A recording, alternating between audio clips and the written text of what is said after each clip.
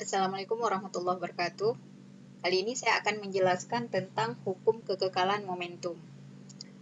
Nah, hukum kekekalan momentum ini berlaku jika ada dua benda, misalkan benda A dan benda B, bergerak saling bertumbukan.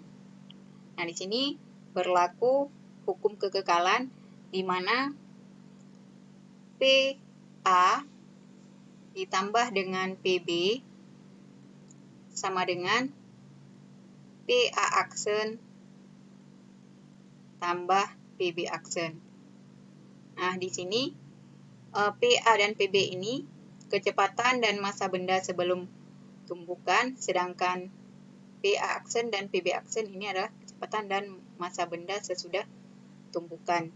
Nah, di mana massanya itu tetap, maka MA kali VA tambah MB kali dengan VB sama dengan MA kali VA aksen tambah MB kali VB aksen.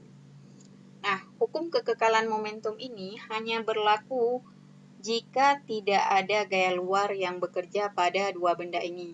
Artinya dua benda A dan benda B. Kalau ada gaya luar, berarti hukum kekekalan momentum ini tidak memenuhi syarat. Nah, biasanya hukum kekekalan momentum ini sering diaplikasikan pada tumbukan. Jadi, ada yang namanya tumbukan lenting sempurna, kemudian ada yang namanya tumbukan lenting sebagian, dan ada yang namanya tumbukan tidak lenting sama sekali.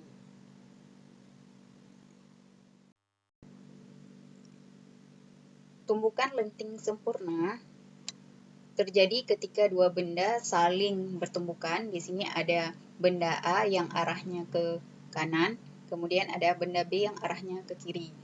Maka setelah bertumbukan, kedua benda ini memiliki kecepatan masing-masing, yaitu untuk VA ada VA aksen dan VB menjadi VB aksen.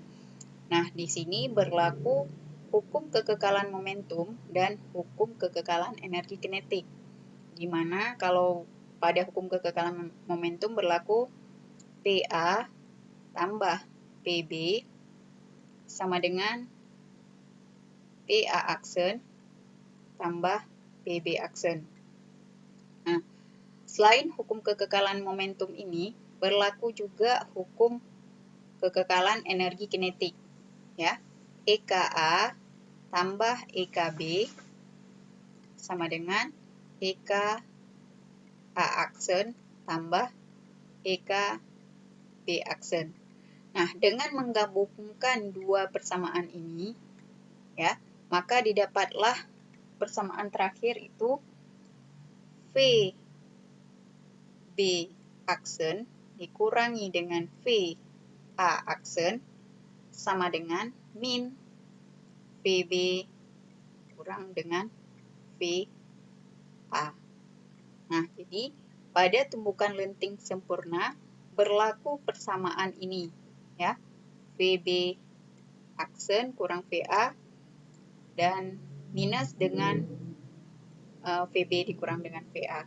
Jadi, karena menggabungkan dua persamaan ini, didapatlah persamaan akhir seperti yang di bawah ini. Nah, selanjutnya untuk tumbukan tidak lenting sama sekali. Dua benda yang saling bertumbukan, setelah bertumbukan akan memiliki kecepatan yang sama. Jadi di sini kalau dari ilustrasi gambar ini ada VA, kecepatannya awalnya VA, kemudian ada VB. Nah, setelah bertumbukan, VA dan VB nilainya menjadi sama, atau kita sebut saja dengan V aksen. Jadi di sini tidak berlaku hukum kekekalan energi kinetik, ya. VA aksen sama dengan VB aksen sama dengan V aksen. Jadi sudah menjadi satu. Di sini hanya berlaku hukum kekekalan momentum, sehingga persamaannya menjadi MA kali VA sama dengan tambah MB kali PB. Nah, ini sebelum tumbukan ya. Sama dengan MA tambah MB kali V aksen. Nah, V aksen ini berlaku sesudah dua benda ini bertumbukan. Nah, yang ketiga ada tumbukan lenting sebagian. Jadi, tumbukan lenting sebagian ini adalah berada di antara tumbukan lenting sempurna dan tumbukan tidak lenting sama sekali. Nah, pada tumbukan lenting sebagian, berlaku persamaan E sama dengan min V B aksen kurang V A aksen diper dengan VB kurang VA.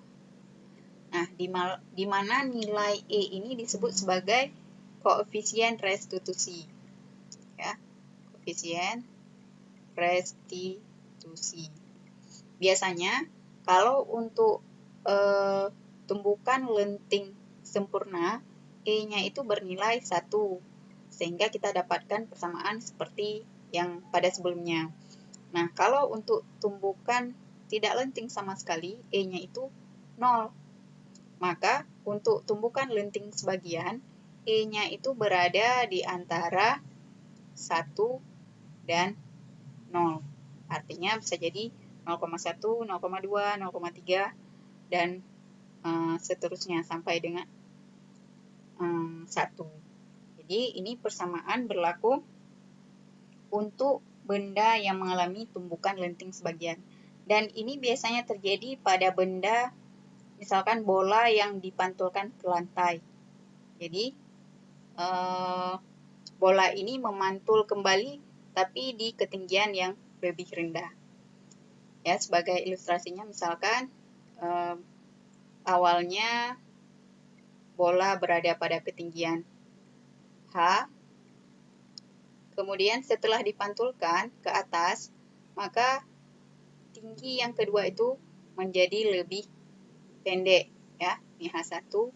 Nah, tinggi yang kedua itu menjadi lebih pendek. Di sini berlakulah koefisien restitusi tersebut, di mana kalau kita mau mencari perbandingan antara H1 dan H2, ini sama dengan E sama dengan akar H yang lebih besar, atau misalkan H2 diper dengan H1. Begitu juga seterusnya. Nanti kalau misalnya H3 diper dengan H2, H4 diper dengan H3, begitu seterusnya. Kita lihat contoh tumbukan lenting sempurna. Bola bermasa 150 gram bergerak ke kanan dengan kelajuan 20 meter per second, menumbuk bola lain yang bermasa 100 gram yang diam. Jika tumbukan lenting sempurna, berapa kecepatan masing-masing bola setelah tumbukan? Nah, di sini sudah dikatakan bahwa terjadi tumbukan lenting sempurna. Artinya, setelah tumbukan, masing-masing bola itu punya kecepatan sendiri. Nah, di sini awalnya bola 1 memiliki kecepatan, sedangkan bola 2 diam. Tapi setelah ditumbuk, dua-duanya masih bergerak, ya, bergerak. Maka di sini kita buat dulu yang diketahui.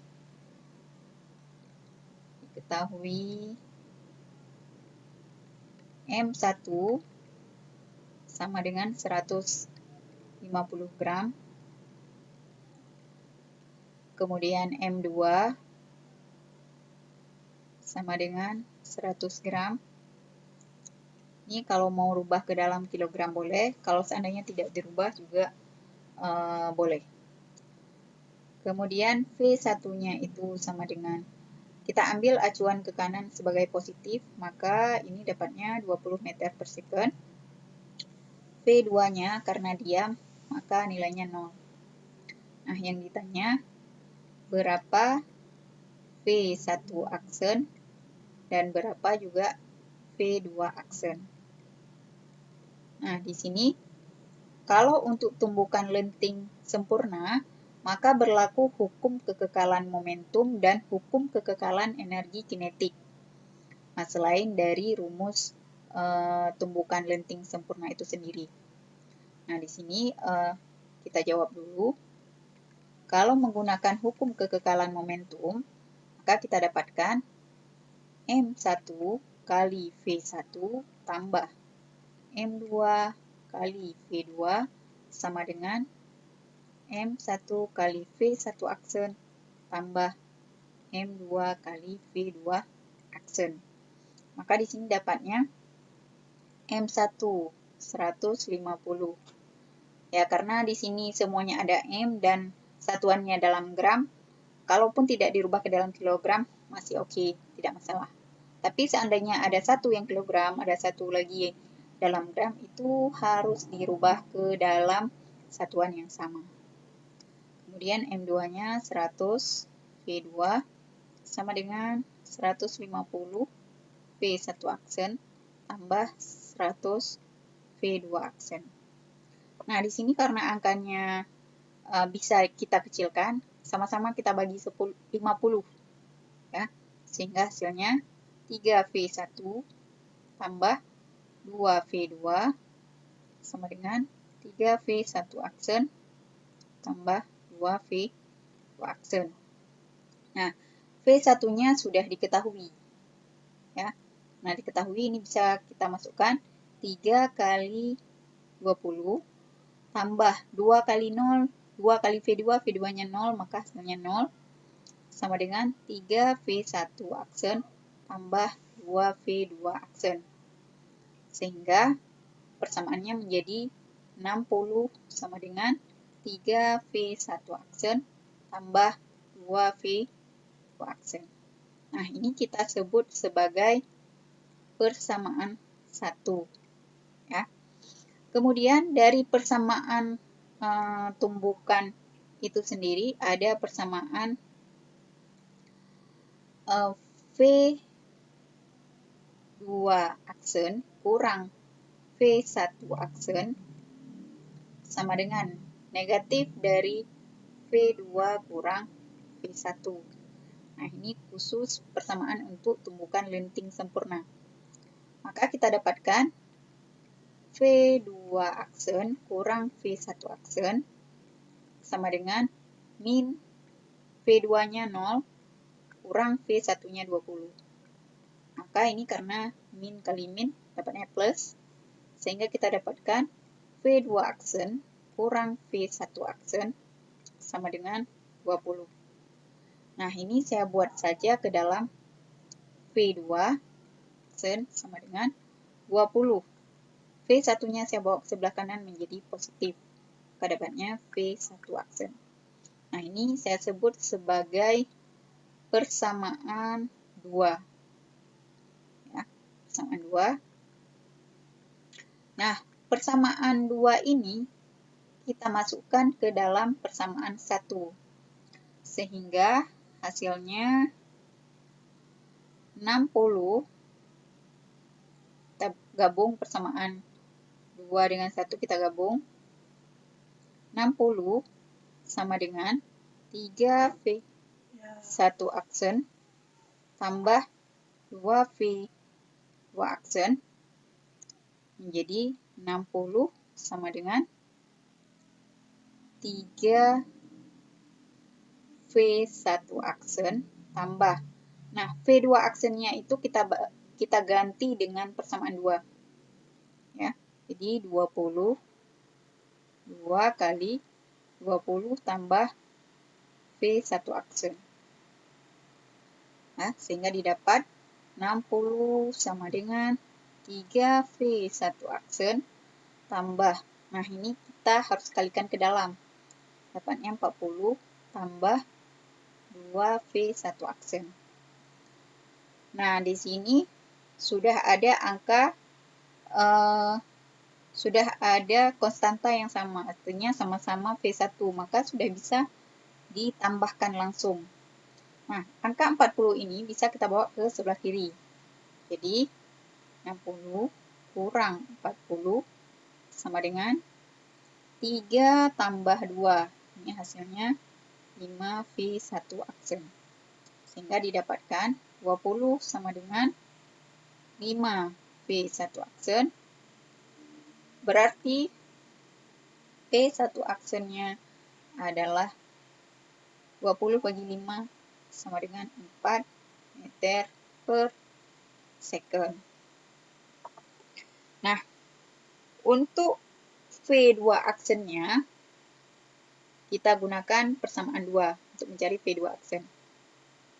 Nah, sini V2 aksen sama dengan 20 tambah V1 aksen. Ya, dari persamaan 2. Maka didapat 20 tambah 4. Berarti V2 aksennya sama dengan 24 meter per second.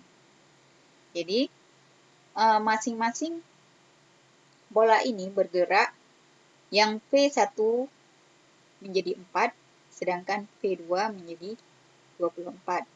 Yang dari awalnya dia menjadi 24.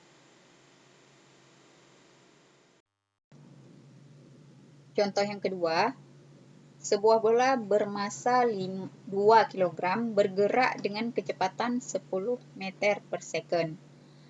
Menabrak bola lain yang bergerak searah dengan kecepatan 3 meter per second dan bermasa 5 kg. Setelah tumbukan, kedua bola bergerak bersama.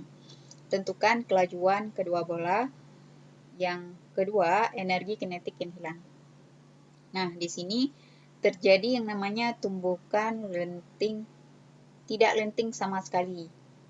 Karena kedua bola setelah tumbukan memiliki kecepatan yang sama atau lengket, ya, bergerak bersama. Dan di sini tidak berlaku hukum kekekalan energi kinetik. Jadi di sini tidak berlaku.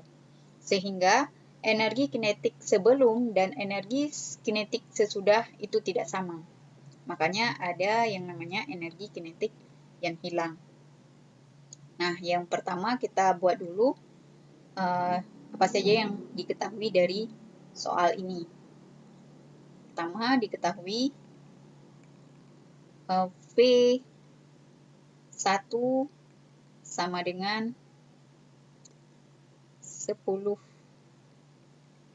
meter per second. Kemudian V2 sama dengan 3 meter per second. Nah, asumsi di sini karena arahnya sama, kita anggap arahnya ke kanan, berarti ini sama-sama positif. Ya, V-nya dua-duanya positif. Maka selebihnya M1-nya sama dengan 2 kg. Kemudian M2-nya sama dengan 5 kg. Oke. Nah, di sini hanya berlaku hukum kekekalan momentum, tetapi tidak berlaku hukum kekekalan energi kinetik. Ya. Maka yang ditanya di sini yang pertama V aksennya berapa? Kemudian yang kedua, berapa energi kinetik yang hilang atau perubahan EK-nya. Nah, untuk yang pertama, kita gunakan dulu rumus persamaan momentum. Ya, persamaan momentum di sini. Jawab M1 kali V1 tambah M2 kali V2 sama dengan M1 kali V1 aksen tambah M2 kali V1 aksen. Karena V-nya sama, bisa juga kita buat dalam bentuk M1 tambah M2 kali V aksen, itu boleh juga. Ya. Jadi prinsipnya sama aja. M1 tambah M2, nah dalam kurung dikali dengan V aksen. Maka kita masukkan M1-nya 2 kali V1-nya 10 tambah M2-nya 5 kali V2-nya 3. Maka di sini hasilnya M1 tambah M2 itu sama dengan 2 tambah 5. Ya, V aksen. Sehingga dapat 20 tambah 15 sama dengan 7 V aksen. 35 sama dengan 7 V aksen. Sehingga kita dapat V aksennya 35 bagi 7 sama dengan 5 meter per second. Nah, ini berarti setelah tumbukan, kecepatan kedua bola ini menjadi 5 meter per second. Artinya mereka bergerak bersama. Kemudian untuk energi kinetik, kita cari dulu energi kinetik sebelum dan energi kinetik sesudah. Ya, karena kita harus cari terpisah. Di sini tidak berlaku EK1, energi kinetik sebelum dan energi kinetik sesudah sama, tapi karena tumbukan lenting tidak lenting sama sekali, EK sebelum ini tidak sama dengan EK sesudah. Ya. Jadi kita cari dulu EK awal. Ya. EK awal sama dengan setengah MV1 kuadrat tambah setengah MV2 kuadrat. Nah, ini yang awal. Jadi setengah kali M1, 2 kali V1 kuadrat 10 kuadrat. Tambah setengah kali 5 kali 3 kuadrat. Maka hasilnya adalah, ini bisa habis dicoret atau habis dibagi, 100 tambah 5 kali 9, 45. 45 bagi 2 sama dengan 22,5. Maka hasilnya adalah 122,5. Ini EK awalnya. Nah, untuk EK akhirnya kita juga harus cari dengan cara yang sama. EK akhir sama dengan setengah kali M1 V aksen kuadratkan tambah setengah kali M2 V kuadrat, ya, V aksen kuadrat. Maka dapatnya setengah kali 2 kali V aksennya ini sama untuk kedua benda, 5 kuadrat tambah setengah kali M2-nya 5 kali 5 kuadrat. Maka hasilnya adalah, habis dicoret, 25 tambah 125 dibagi 2. 62,5 sama dengan 87,5. Nah, di sini kita bisa lihat EK awal dan EK akhir sangat berbeda ya hasilnya. Maka kita bisa lihat perubahan EK-nya sama dengan, atau delta EK sama dengan EK awal kurang dengan EK akhir. Hasilnya 122,5 kurang 87,5. Hasilnya adalah 35 Joule. Berarti besar energi kinetik yang hilang di sini adalah 35 Joule.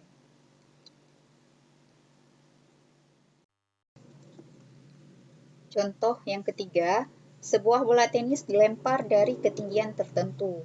Pantulan pertama mencapai ketinggian 50 cm. Pantulan kedua 12,5 cm. Hitung tinggi bola awal, ya, pada posisi awal. Nah, di sini ini terjadi tumbukan lenting, tidak lenting sebagian, ya, bukan tidak lenting sama sekali, tapi lenting sebagian. Maka berlaku persamaan E sama dengan akar H2 per H1. Atau Kalau misalnya H-nya lebih dari 2, berarti E sama dengan akar. Kalau ada H3, berarti H3 per H2.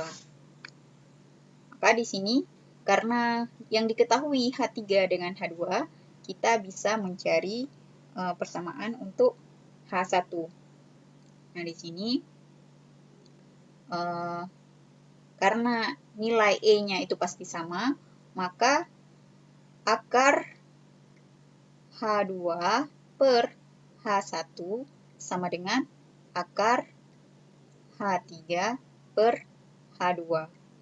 Nah, karena ini sama-sama dalam bentuk akar, ini bisa kita hilangkan akarnya, atau sama-sama bisa dikuadratkan, sehingga kita dapatkan H2 per H1 sama dengan H3 per H2.